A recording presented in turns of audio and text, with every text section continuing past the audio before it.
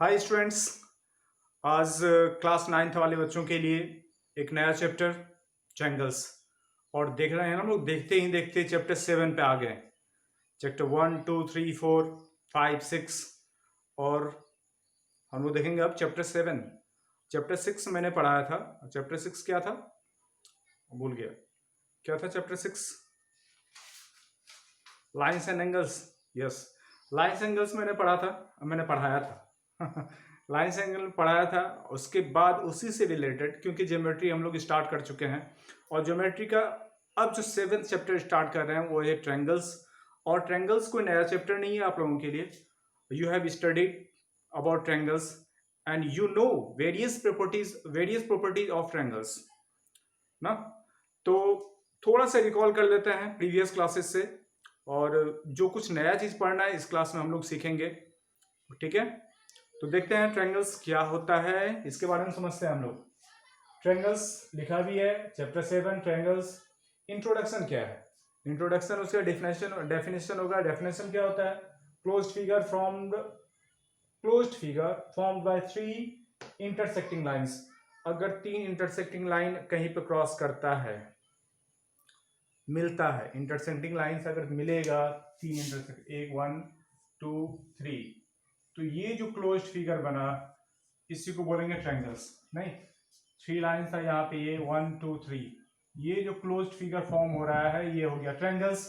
ठीक है, और इसे भी ट्रायंगल्स के बारे में हम लोग इसको अगर थोड़ा सा ब्रेक करें तो ट्रायंगल्स क्या हो जाएगा? ये देखिए, try plus angles.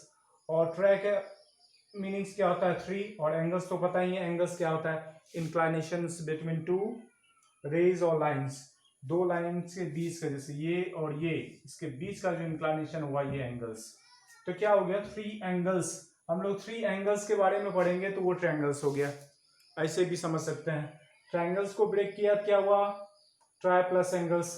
Try means 3 और एंगल्स तो पता है इंक्लाइनेशंस बिटवीन 2 रेज और लाइंस। तो ऐसे फिगर जिसमें 3 एंगल्स फॉर्म हो, और 3 एंगल्स कब फॉर्म होगा? जब वो तीनों लाइन इंटरसेक्ट करेगा। ठीक है, तो इतना समझना था। तो इसको मैंने ब्रेक करके मैंने समझाया। और ट्रायंगल्स में होता क्या क्या है? बेसिक चीज है। ट्रायंगल्स क्या होता है? ट्रायंगल्स में होता है इट हैज 3 वर्टिसेस। 3 वर्टिसेस हो गया, मतलब 3 कॉर्नर, 1 2 3।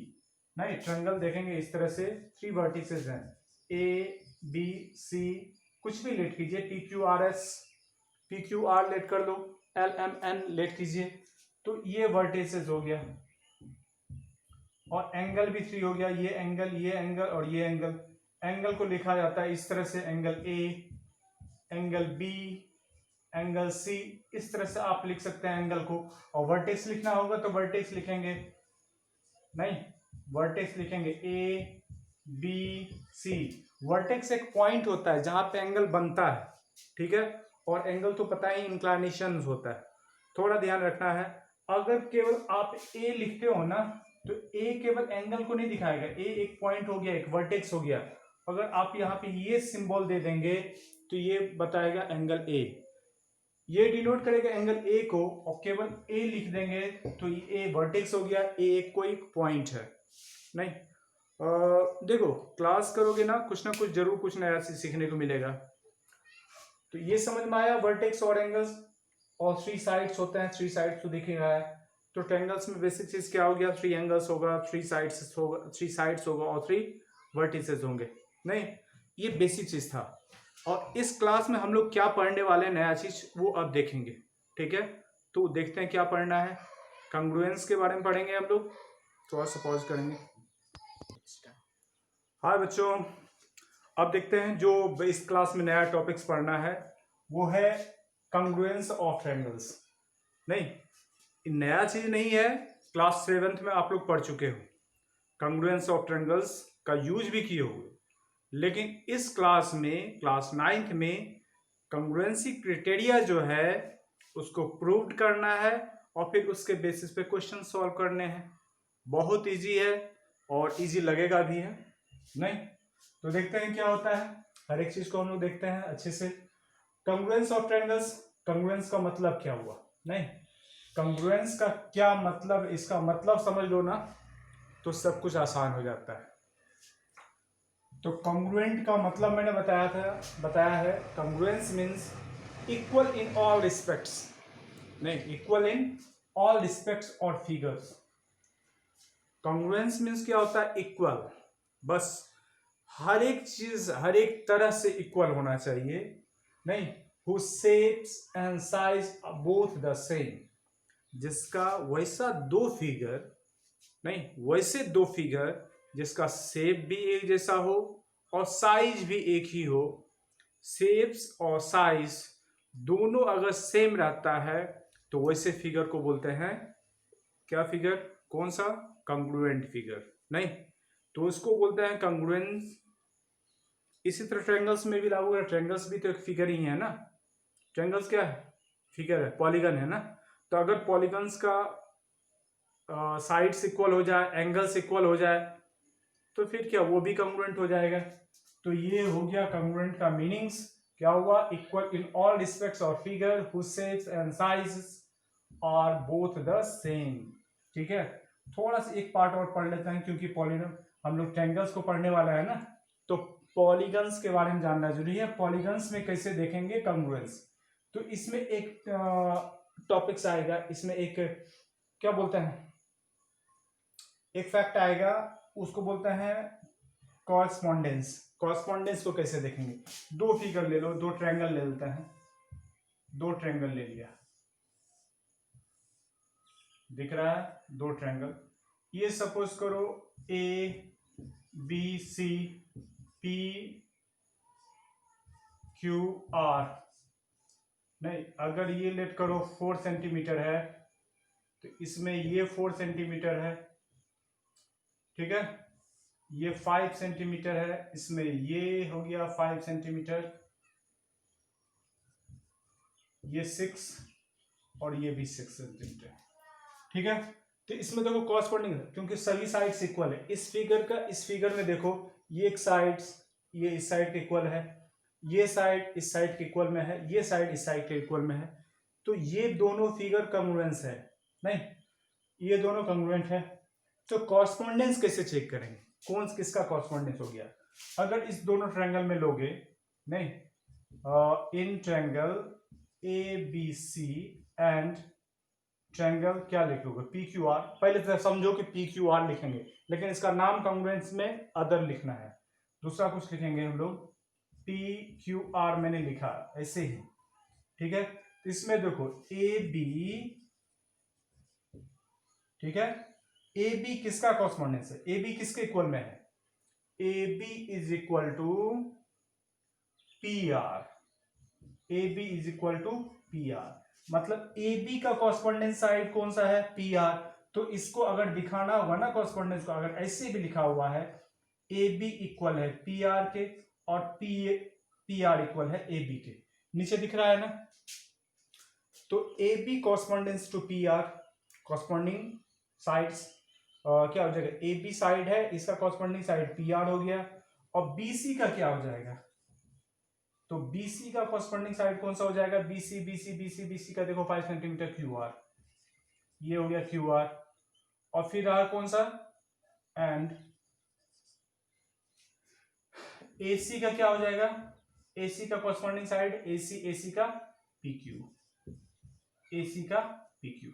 ये जो सिंबल है ना, ये कॉरस्पॉन्डिंग साइड का सिंबल है, ये कॉरस्पॉन्डिंग शो करता है। इस तरह एंगल को दिखाना होगा ना, देखो एंगल कैसे? ए के इक्वल में क्या P होगा? ए के इक्वल में P होगा? नहीं होगा। ए के इक्वल में P नहीं होगा, होगा? हो सकता है, यस होगा, क्योंकि देख लो ना, ये 4 सेंटीमीटर, ये 6 सेंटीमीटर है। कॉरस्पॉन्डिंग साइड को देख लेना, कॉरस्पॉन्डिंग साइड इक्वल है तो कॉरस्पॉन्डिंग एंगल भी इक्वल होगा। तो BCQR ये और ये, तो ये एंगल इज इक्वल टू ये एंगल, नहीं, B is equal to R हो जाएगा।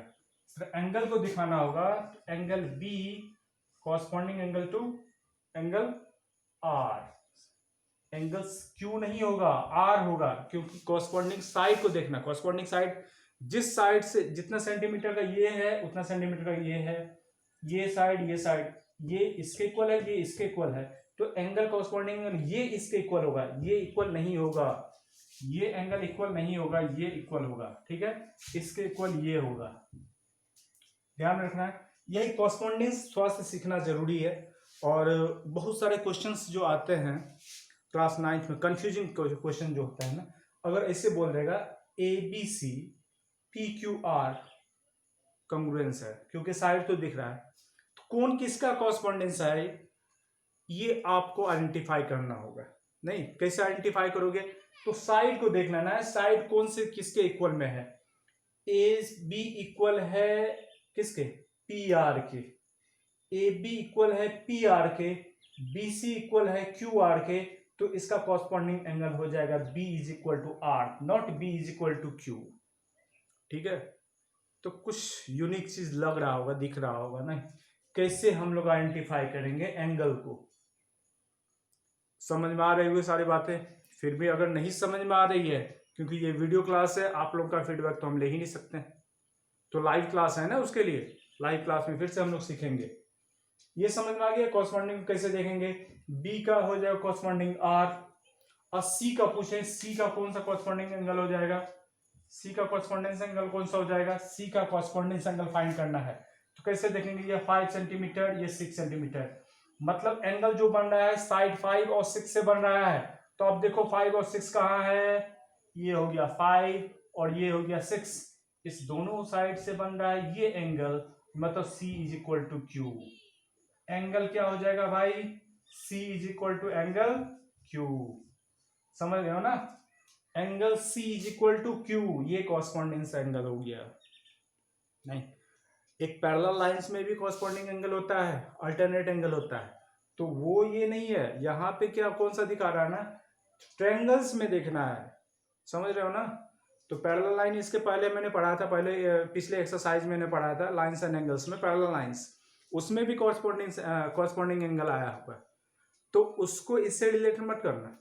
कॉरस्पॉन्डिंग का हिंदी होता है संगत, नहीं, संगत कोण, कॉरस्पॉन्डिंग एंगल संगत कोण, कॉरस्पॉन्डिंग साइड्स तो संगत भुजाएं, ठीक है। तो संगत देखना है, कौन किसके इक्वल में हो रहा है, तो ये चीज चेक करना है। C is equal to Q हो जाएगा, अब बच गया A is equal to P। अब इसका नाम लिखना होगा कैसे, जैसे A B C मैंने नाम लिखा, तो A के बाद B एंगल आया, तो इसका क्या नाम हो जाएगा, PRQ, नहीं यही हो जाएगा ना, ABC तो PRQ। तो ये ट्रायंगल अगर आपको आ भी सकता है। पिछले क्लास जो अभी बच्चे 9th 10th में प्रमोट किए हैं ना, उसके पास एक क्वेश्चन आया था, ऑब्जेक्टिव क्वेश्चंस, कि इस तरह का ऑप्शन दे दिया था कि ABC congruent to triangle PQR, check करना था ट्रू और फॉल्स, या फिल इन द ब्लैंक्स में था कौन किसका कॉरस्पॉन्डेंस होगा। तो आपको ये देख लेना है कि जैसे AB के इक्वल में कौन सा आया, ये ना, तो अगर AB को पहले लिखते हैं तो आपको PR पहले लिखना पड़ेगा, ABC तो PRQ। तो अगर आप ऐसे लिखना चाहो, इसको मैं मिटाता हूं, तो अगर इस तरह लिखना होगा तो ट्रायंगल PBC, क्या ABC ना, ABC क्या हो जाएगा, ट्रायंगल PRQ, PRQ। मैंने यहाँ पे इक्वल लिखा है, लेकिन इक्वल नहीं लिखना है, क्या पढ़ रहे हैं, कॉन्ग्रुएंस, नहीं कॉन्ग्रुएंस पढ़ रहे हैं। तो कॉन्ग्रुएंसी का सिंबल कैसा होता है, इक्वल तो होगा ही, सिमिलर भी होगा। इक्वल और सिमिलर, इक्वल मतलब साइज इक्वल, और ये क्या हो गया, शेप्स इक्वल, एक जैसा, ये शेप्स और ये साइज, ये दोनों मिलकर हो गया कॉन्ग्रुएंस। नहीं, यही तो पता चल जाता है, equal in size, equal in shape. ये सिमिलर और ये इक्वल, सिमिलर भी है इक्वल भी है, सिमिलर मतलब एक जैसा भी है, और इक्वल मतलब बराबर भी है। तो ABC PRQ कॉन्ग्रुएंस होगा। अगर ये मैंने लिखा है PQR, तो आप PQR मत लिखना, नहीं तो गलत हो जाएगा, गलत हो जाएगा। अगर आप अभी अब छोटे क्लास में है ना, क्लास 9th में है, तो आपको समझ में नहीं आएगा। यही सब क्वेश्चन ना सीटेट के एग्जाम में पूछा जाता है, और अच्छे अच्छे टीचर्स गलती करके आ जाते हैं। गलती करते ही हैं। लिखा हो रहता है ABC congruent to triangle PRQ होगा तो लिख लिया जाता है PQR। तो ये थोड़ा सा माइनर सा है, थोड़ा डिफरेंस आपको ये समझना पड़ेगा, समझ रहे हो ना। तो ये कंग्रुएंसी चेक करने का तरीका, अब पढ़ेंगे कंग्रुएंसी क्राइटेरिया कौन कौन से हैं। अगर दो ट्रायंगल को कंग्रुएंट करना है तो कौन कौन से क्राइटेरिया हम लोग अप्लाई करेंगे और उसका प्रूफ भी। ठीक है, कुछ देर पॉज कर लेते हैं, देखते हैं कितना टाइम का वीडियो हुआ है। कितना टाइम हुआ? 15 मिनट का वीडियो हो चुका है। और आई थिंक कंग्रुएंसी क्राइटेरिया हम लोग अगले क्लास में पढ़े तो कैसा रहेगा, अगले वीडियो में। तो इस वीडियो में इतना ही देख लेते हैं, और इस वीडियो में कॉन्सेप्ट क्लियर करना बहुत जरूरी है क्योंकि इससे क्वेश्चंस आता है, और क्राइटेरिया भी हम लोग नेक्स्ट वीडियो में पढ़ेंगे और उसका प्रूफ भी देखेंगे। मिलते हैं फिर अगले वीडियो क्लास में, तब तक के लिए बाय।